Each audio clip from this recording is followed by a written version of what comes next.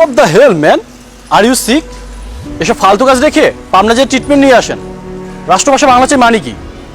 ভাই দয়া করে আপনি আপনার কাজে যান, এসব আপনি বুঝবেন না। বুঝবো না মানে?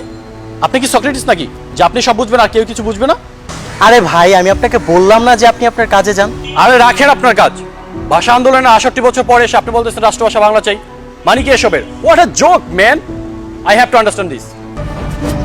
শুনবেন? হ্যাঁ অবশ্যই, বলেন বলেন।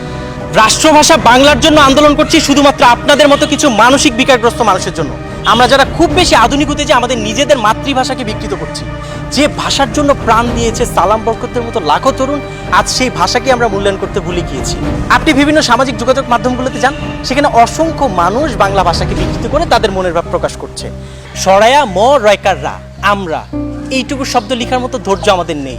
আমরা কি লিখছি? সরায়া ময়রফাল্লা আকার। আমরা একটাকে ছোট করে লিখছি এ কয়টো আকার, একটা।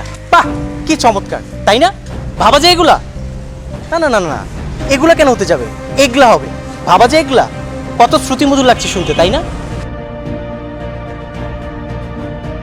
এই প্রজন্মের ছেলেমেয়েরা একজন আরেকজনকে ডাকছে হে মাম্মা, হোয়াটসঅ্যাপ ব্রো, ইয়ো ইয়ো। অথচ আসসালামু আলাইকুম ভাইয়া কেমন আছেন বলতে গেলেই আমরা খ্যাত, আমাদের গলায় আটকে যায়। আমরা এতটাই আধুনিকতার উচ্চ শিখরে পৌঁছেছি যে কিছুক্ষণ বাংলায় কথা বলতে বলা আর হচ্ছে এভারেস্ট জয় করা আমাদের কাছে একই মনে হয়। কথায় কথায় ইংরেজি না বলে আমাদের পেটের ভাত হজমই হয় না। ইউ নো হোয়াট, আমি আজকে অনেক টায়ার্ড। এই বেব চলো আমরা কালকে হ্যাং আউটে যাই। হোয়াটস রং উইথ ইউ বেবি? আমি কোনো ভাষাকে ছোট করছি না, কিন্তু আমরা সংমিশ্রিত ভাষায় কেন কথা বলবো?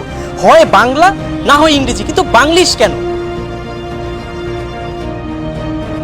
আপনি আমাকে একটা কথা বলেন তো, আমাদের দেশে কি কবি, সাহিত্যিক, বুদ্ধিজীবীদের সংখ্যা কম? তাহলে কেন আমাদের দেশের বিশ্ববিদ্যালয়গুলোর নাম এমন? কেন আমরা আমাদের দেশের প্রতিষ্ঠানগুলোর নাম বৈদেশিক নামে নামকরণ করব? কেন? আছে কোনো উত্তর আপনার কাছে? নেই। আমরা কি করছি? আমরা নিজেদের নাক কেটে পরের শোভাযাত্রা করছি। চাকরির জন্য কোথাও সাক্ষাৎকার দিতে গেলে সেখানেও জীবন বৃত্তান্ত হতে হবে ইংরেজিতে। আপনি যদি ইংরেজিতে কথা বলতে না পারেন তাহলে হবে কি? আপনি খ্যাত। অথচ এদেশে হাজারো মেধাবী শিক্ষার্থীরা আছে যারা ইংরেজিতে কথা বলতে পারে না। তার মানে সবাই খ্যাত, সবাই মূর্খ। যে কাজের জন্য লোক প্রয়োজন দেখা উচিত যে সেই ব্যক্তিটি সেই কাজের জন্য যোগ্য কিনা।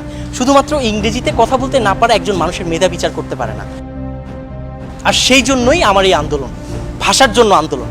আমি আমার রাষ্ট্রভাষা বাংলা চাই।